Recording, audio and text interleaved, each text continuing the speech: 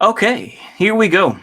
So, I just saw a video by Bloomberg. I don't know, take it with a grain of salt.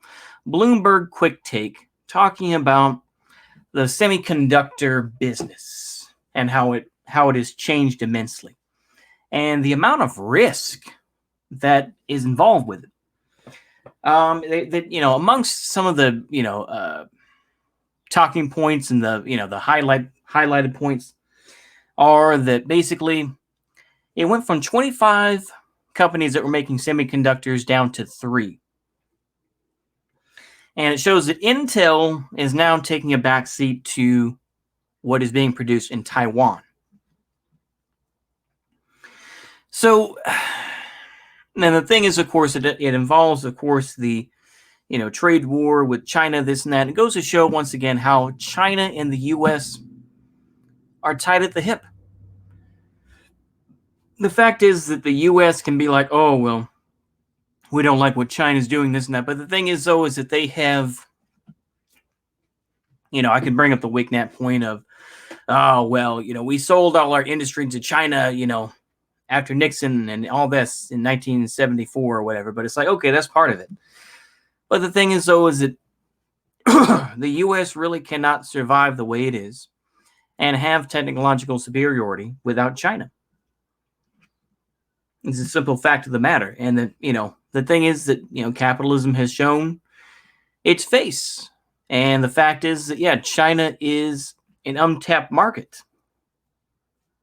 And Hollywood will get down on their hands and knees, and they will have people like John Cena who will apologize and say, I'm so sorry for offending you and about Taiwan, this and that. Of course, ironically, is that China, and more specifically, the Communist Party of China and, other and, semiconductor chip factories and, companies will poach as many Taiwanese as they can, So the issue of, the China-Taiwanese relations are very complicated.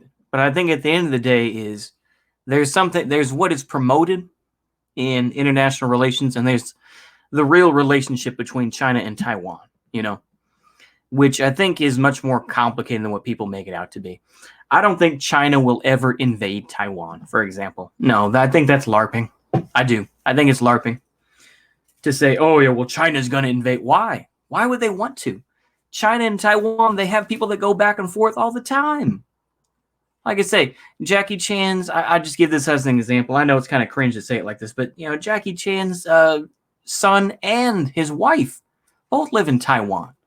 So there's this back and forth that goes on all the time. Like I say, I think that it's just ridiculous to assume that, oh, yeah, well, they're going to invade Taiwan. No. They are not. Why would Wei Shenma, why would the Chinese do that? Well, and I'm talking about mainland China. Why would they? No, they're not going to do that. They're just going to improve relations. Eventually, I think this is what's going to happen.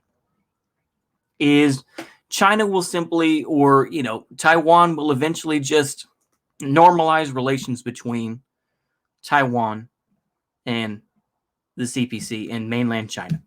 That's all. That's all that's going to happen. They're going to have more parties that are going to support China openly. And they're going to say, yeah, we should have better relations. And there will probably eventually be some more treaties and everything else. The thing is that right now, Taiwan is controlled by the U.S.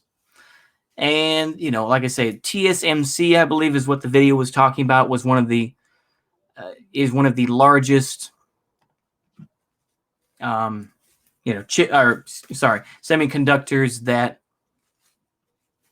exists. And so, we've seen it come down to either, now that China is in the process of making these semiconductor chips, these atom, literally the size of an atom width, to fit into these electronics and everything else. And the fact is, you have a giant furnace, and that. What it sounds like to me is this. You get these rare earth metals from China, from, African nations and everything else. And you fly them over, to these giant furnaces, this and that. You heat it to a certain point and everything else like that. That way it comes out just correct. And they cut it and everything else like that. And it's a very risky process. So they say that, within 5 years, they become, they are they're obsolete. So I mean, this is a huge risk, and that's why there's not that many people that produce semiconductor chips, because they are so highly, it's such a risk. You have to spend billions of dollars to put in all this, to make it efficient and to have your robots and to have the, all the proper, safety. I mean, nobody really cares about that because it's mostly automated, but you want to make sure that everything is up to standards, right? And China is in Shenzhen because of course, Shenzhen is like the Silicon Valley of China.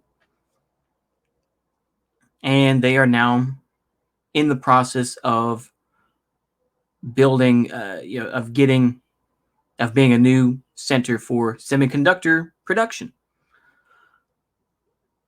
This is not surprising, but this is the way the system works. And I saw a lot of these Bloomberg folks coping at the end here, where they're just like, well, technology companies, Apple and whatnot, they were always talking about, China getting rid of their intellectual property, but now that they're realizing that that's not good. It's like, well, no shit. You made it because it's just such a, you've painted yourself into a corner, you've written yourself into a corner, and now you realize that you've limited yourself so much that there's literally nothing you can do. And now that things are surging, once again, I'm quoting from the video here, but now that the market is surging, you're left in the lurch. And yeah, I mean, obviously this affects people like me. I'm obviously on a laptop that has semiconductors. I'm sure there's even semiconductors in this microphone here, but that's where we are. This is the world that we are in. This is, we live in a society, right? The fact is, talking more about geopolitics, is there's a lot of galaxy brain ideas where it's just like, well, we don't want the racism and everything else like that America promotes, which, yeah, the U.S. is good at that. When we start a war with somebody, the racism comes out. Like I said, this is just the natural reactionary tones of the U.S., and the racism. Say what you will, people aren't going to, have, memes of like the happy merchant as a Chinese guy, like the Wignats do on 4chan or something like that. But there's this understanding where it's just like, yeah, we are in a, in this trade war with China. It's like, we're far too linked. That's the whole thing. You can't have autarky in a world like this. You can't. And of course, there was another guy who was waxing philosophical, as he said, or waxing poetics, as he said at the end here. But he says it just makes for a bipolar world. It's either the U.S. or China. And it's like, well, and most people don't want that. It's like, well, that's the way it is. That's the way it is, man. Like I say, a lot of folks, it's like, oh, I just don't like that. It's unfortunate. Yeah, you have the freedom to do that. Average people do not have that ability. All they can do is just grunt and continue on and hope that they don't lose their job.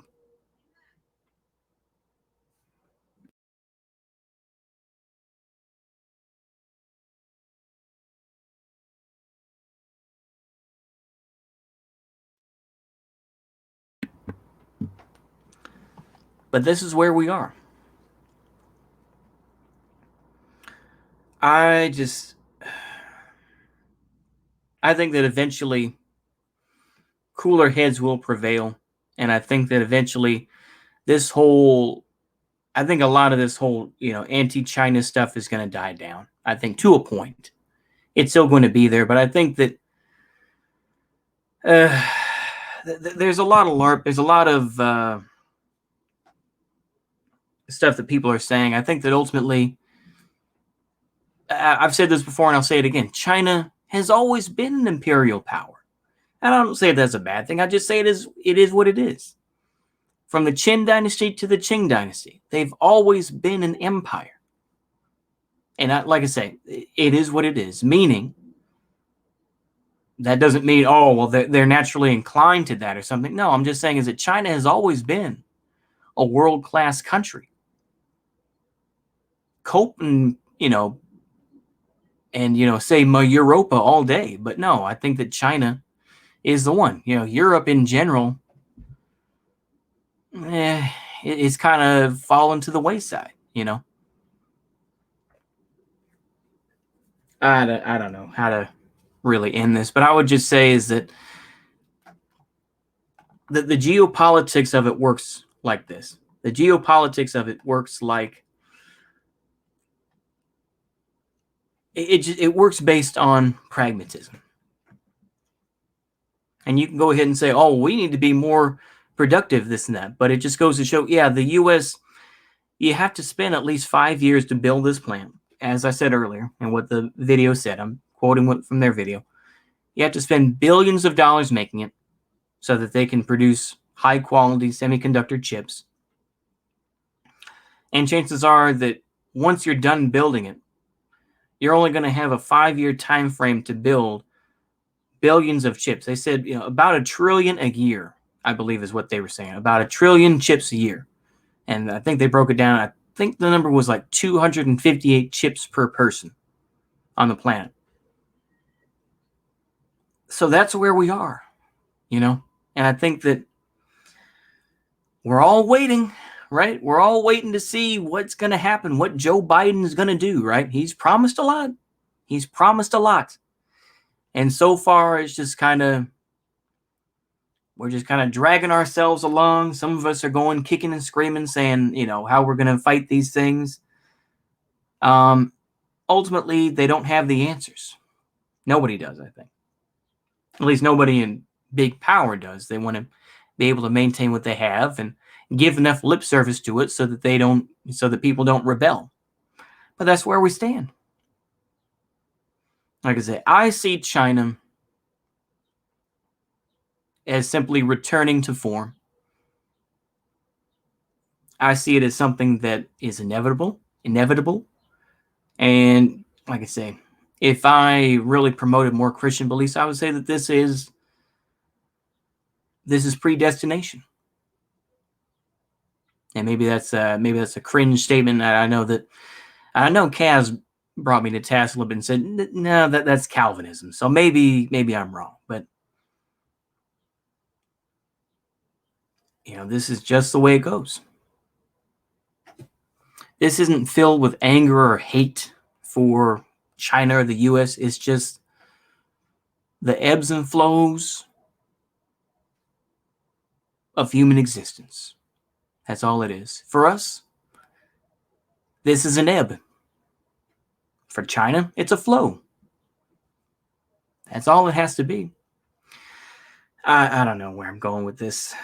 I feel very awkward, but I think at the end of the day, that's just how I feel. I hope you'll enjoy that. See you later, and a goodbye.